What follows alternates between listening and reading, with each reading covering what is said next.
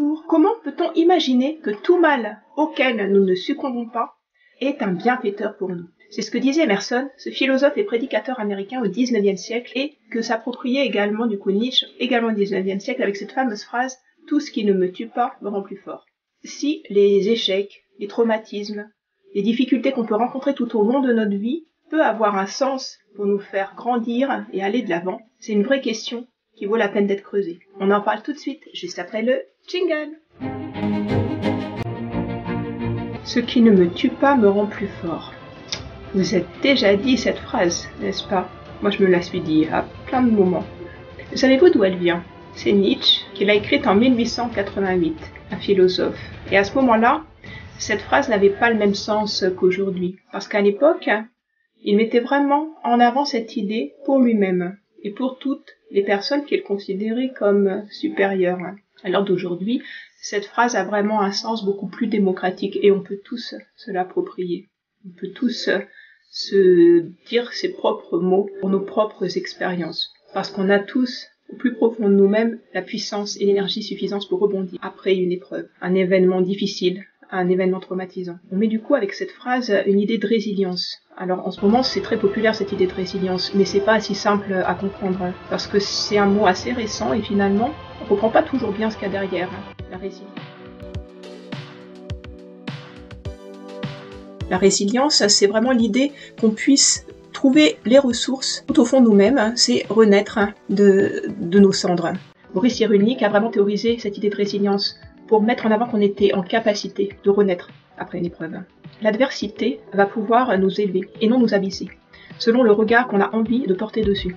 Ça veut dire que parfois, un événement traumatisant dans notre vie va pouvoir soit nous faire sombrer, si on observe cet événement, il va vraiment pouvoir nous enfoncer, si on a ce regard qui est plongé vers le bas, ou alors avec un autre regard, on va pouvoir se dire de cette épreuve, je vais apprendre quelque chose et avancer.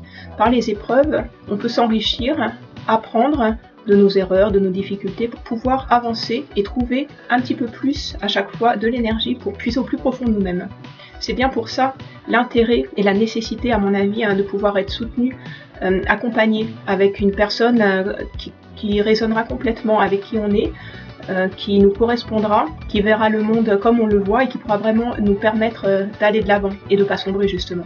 Enfin, pendant longtemps j'ai pensé que je pouvais faire ça toute seule, j'ai perdu des années à me dire que si toute seule ça allait le faire, jusqu'au moment où je me suis dit mais non, j'y arrive pas toute seule. Quand vraiment il y a des épreuves trop compliquées, on a besoin de pouvoir compter sur les autres. Et vraiment un regard bienfaisant, bienveillant peut nous permettre d'aller de l'avant. Moi ça a été à un moment donné un coach qui m'a tout simplement permis d'aller de l'avant et d'avoir maintenant la vie dont j'ai toujours eu envie d'avoir. Avant Nietzsche, il y avait Emerson au XIXe siècle également, un philosophe et prédicateur américain, et lui disait en général « Tout mal auquel on ne succombe pas est un bienfaiteur pour nous ». Cette phrase était déjà beaucoup plus globale et permettait à chacun de s'y retrouver. Et là, il n'y avait pas forcément une histoire de meilleure personne qu'une autre, c'était mettre en avant qu'au plus profond de nous-mêmes, en tant qu'être humain, on avait une force pour rebondir dans les épreuves.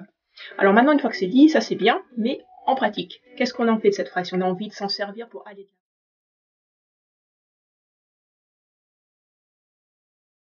L'idée, c'est que notre volonté propre, pourra nous permettre d'aller de l'avant ou non. C'est-à-dire qu'il faut penser d'abord à libérer toute la tension que provoque l'émotion, que provoque par exemple la peur dans un événement traumatisant, la détresse, l'angoisse. D'abord, il faut réussir à accueillir l'émotion qu'on peut avoir pour pouvoir s'en libérer, ou accueillir l'émotion qui à un moment donné dans un événement traumatisant va nous submerger. Petit à petit on libère la tension du coup, pour ensuite porter une intention. Vous voyez bien la différence entre la tension, là plus loin tension, et l'intention. L'intention c'est ce qu'on a envie au plus profond de nous-mêmes de voir se réaliser. Et pour ça, on va pouvoir trouver une énergie impressionnante qu'on peut avoir au fond de nous parce qu'on a un objectif. L'intention va permettre d'avoir un objectif.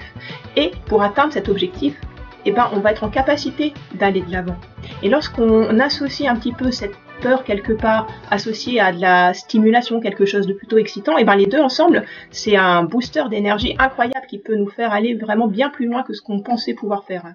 Voilà. Du coup, cette phrase au quotidien, moi je me l'applique et je me dis qu'à chaque fois, chaque épreuve me permet d'aller de l'avant. Parce que le regard positif que je porte dessus me dit qu'à chaque fois, toutes les épreuves que je peux traverser, qui sont nécessaires justement pour que je puisse avancer un peu plus loin à chaque fois, tout ce qui m'a pas tué m'a rendu plus fort et tout ce qui me tuera pas me rendra toujours plus fort. Si vous avez aimé cette vidéo, je vous invite aussi à découvrir les autres vidéos que j'ai pu faire sur cette chaîne pour votre bien-être et votre épanouissement personnel, à vous abonner à cette chaîne pour ne rien louper, et puis n'hésitez pas à vous inscrire pour ma masterclass 100% gratuite. Vous trouverez le lien juste en dessous de cette vidéo. Je vous dis à très vite.